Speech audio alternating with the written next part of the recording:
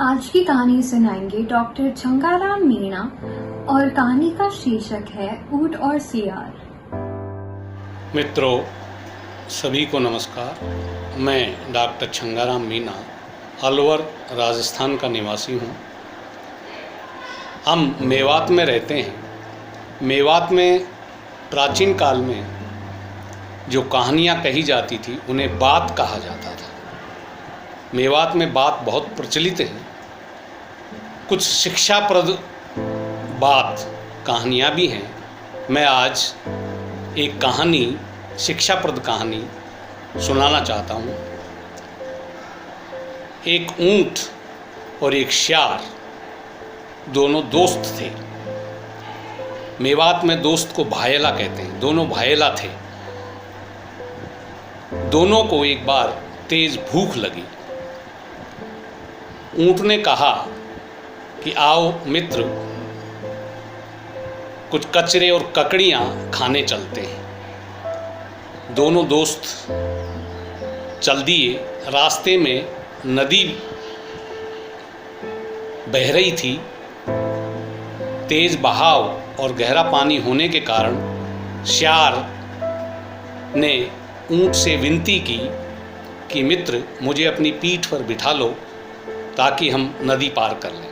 ऊंट ने सियार को पीठ पर बिठाया, नदी पार कर गई।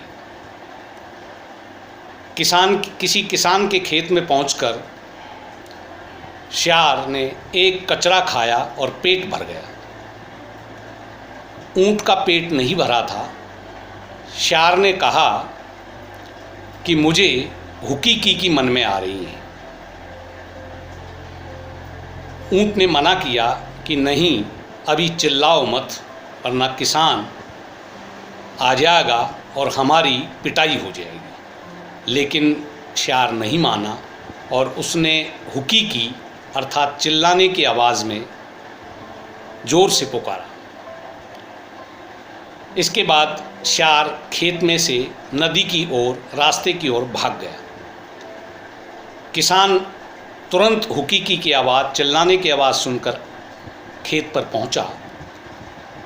लाठियों से ऊंट की पीठ पर कई वार किए और उसकी एक दो हड्डी पसलियां तोड़ दी। पिटने के बाद निराश, हताश, दुखी ऊंट रास्ते से चल दिया। नदी पर पहुंचा। वहाँ सियार, उसका मित्र, बैठा हुआ था। सियार ने पुनः कहा कि मित्र, मुझे अपनी पीठ पर बिठा लो ताकि हम नदी पार कर अपने स्थान पर पहुंच जाएंगे। ऊंट ने कहा कि बैठ जाइए। नदी के बीच में, मध्य में पहुंचकर ऊंट ने सियार से कहा, मित्र, मुझे लुटी की मन में आ रही है। सियार ने विनती की, नहीं, थोड़ी दूर और चलो, नदी पार हो जाएगी। लेकिन ऊंट ने नहीं माना और लुटी कर दी। ज्यों ही ऊंट लेटा, लेटते ही सियार पानी में बह गया।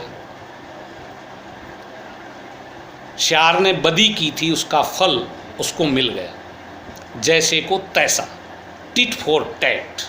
धन्यवाद। The channel has stories in several different Indian languages, so choose what's best for you. If you would like to submit a story of your own, please do contact us using the links given in the description box below. Happy listening.